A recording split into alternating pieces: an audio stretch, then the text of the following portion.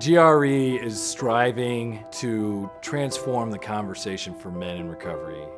So what we start with is this concept of what I call the water.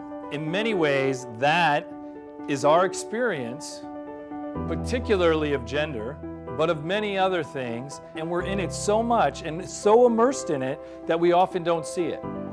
When I heard the man rules, it's kind of like a light bulb went off. At the core of these rules is safety.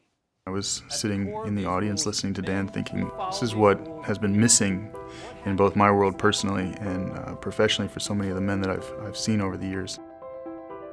In my mind, trauma and men's issue was the one thing that was missing in our treatment approach. It's not that the client is failing treatment, we're failing the men that we're commissioned to work with. What would our society, what would treatment look like if we viewed their behavior from a perspective of safety? The trans community's 41% of the population is attempting suicide, and all of that has to do with gender. Show you a number of the ones that we had into the curriculum. And one of the things that we hear are statements like, oh my God, nobody ever talked about this with me before.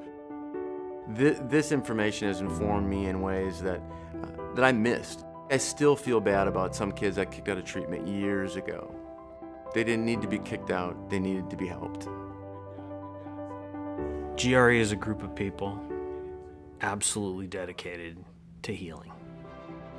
For men who are not addicts, you live by these rules, and it's what Thoreau talked about, a life of quiet desperation. You miss something about the core of life. But for men with addictions, you live by these rules, you die. There's plenty of suffering in this world to go around. We don't need to prolong it and have it be protracted for men because we failed to give them the services they need. Because ultimately what we're talking about here is people's lives. What Rick and Dan have created and made their life's work has given many men their lives back.